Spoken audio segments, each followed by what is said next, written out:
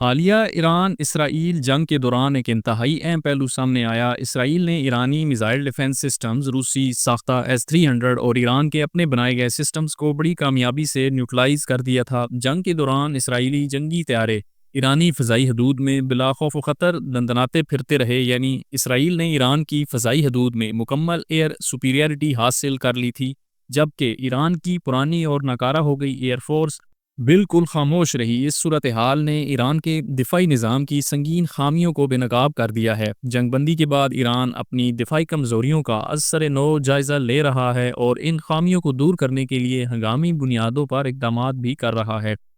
ایران کے لیے اس وقت سب سے اہم اور فوری ضرورت اس کی اپنی ایئر فورس کو جدید بنانا ہے۔ ایران بخوبی جانتا ہے کہ موجودہ ایئر فورس، جو کئی دہائیوں پرانے امریکی اور روسی طیاروں پر مشتمل ہے، نہ صرف اوبسلیٹ ہو چکی ہے بلکہ جدید فضائی جنگ کی ضروریات پوری کرنے سے بھی قاصر ہے۔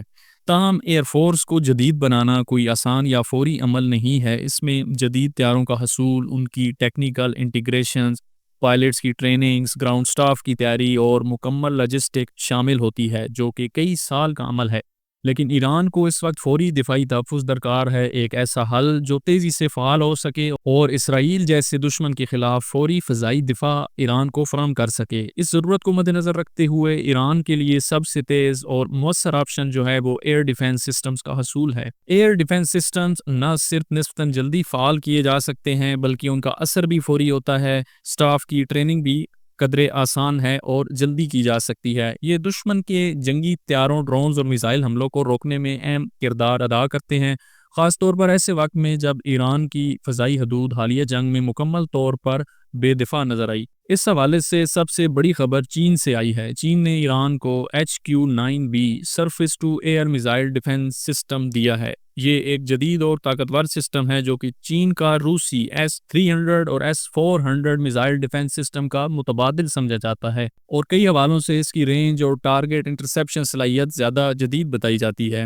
یہ پیش رفت اس لیے بھی اہم ہے کہ ایران ماضی میں اپنی بیشتر دفاعی ضروریات کے لیے روس پر انحصار کرتا رہا ہے، لیکن روس کی جانب سے نہ صرف دفاعی سپلائز میں تاخیر ہوئی بلکہ Su-35 روسی فائٹر جیٹس کی ایران کو منتقلی بھی ابھی تک ممکن نہیں ہو سکی، جن کی پیمنٹ ایران روس کو بہت پہلے ہی کر چکا ہے۔ خبریں یہ بھی سامنے آئی ہیں کہ روس نے اپنے جو جدید ترین جنگی طیارے ہیں Su-35 اور Su-57 یہ بھارت کو فروخت کرنے میں دلچسپی کا اظہار کیا ہے، جبکہ روس ایران کو یہ طیارے نہیں دے رہا۔ اس پیش رفت سے یہ بات ظاہر ہوتی ہے کہ روس کی ایران کو ہتھیار نہ فراہم کرنے کی وجہ روس کی یوکرین جنگ میں مصروفیت نہیں ہے، بلکہ ایران کے ساتھ دفاعی تعاون سے گریز کرنے کی روس کی ایک سوچی سمجھی پالیسی ہے۔ اس وقت جب ایران کو جنگ کے بعد اپنے دفاعی نظام کو جدید بنانے کی ضرورت ہے، روس کے اس رویے نے ایران کو شدید مایوس کیا ہے۔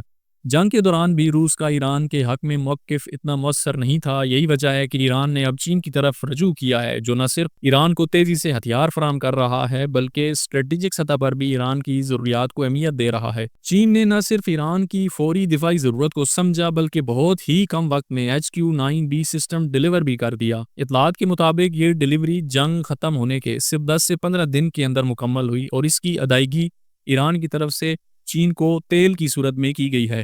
ایران کا جو 90% تیل ہے وہ چین خریدتا ہے۔ یہ دفاعی تعاون یہی ختم نہیں ہوتا۔ چین اور ایران کے درمیان J-10C جنگی طیاروں کی خریداری پر بھی بات چیت جاری ہے۔ امکان ظاہر کیا جا رہا ہے کہ آنے والے وقت میں ایران کو چین کے 4.5 جنریشن J-10C جہاز بھی مل سکتے ہیں، جو ایرانی فضائیہ کو ایک بار پھر مضبوط پوزیشن میں لے آئیں گے۔ دلچسپ بات یہ ہے کہ چین نے باضابطہ طور پر HQ-9B سسٹم کی ایران کو ڈیلیوری کی تردید کی ہے، جو کہ سفارتی دباؤ سے بچنے کی چین کی ایک کوشش سمجھی جا رہی ہے۔ ایران پر عالمی پابندیاں موجود ہیں اور چین نہیں چاہتا کہ ایران کے ساتھ اس کا دفاعی تعاون دنیا کے سامنے کھل کر آ جائے۔ خصوصاً عرب ممالک اور مغربی دنیا کے ساتھ تعلقات کو خطرے میں ڈالنے سے بچنے کے لیے چین اس کو چھپا رہا ہے، کیونکہ ایران کا مضبوط ہونا عرب ممالک اور مغرب دنیا کے لیے کوئی ایک اچھی خبر نہیں ہے۔ یہ بھی یاد رہے کہ اس سے قبل رپورٹس آ چکی ہیں کہ چین نے ایران کو اس کے بیلسٹک میزائل پروگرام کے لیے ایندھن بھی بڑی مقدار میں فراہم کیا ہے۔ چین کا ایران کے ساتھ دفاعی تعاون ایران کی نہ صرف ایئر ڈیفنس کی صلاحیت میں نمایاں بہتری لائے گی بلکہ اس سے جو روسی اسلحہ مارکیٹ ہے اس کو بھی ایک بڑا چیلنج درپیش ہوگا۔ یہ تعاون مڈل ایسٹ میں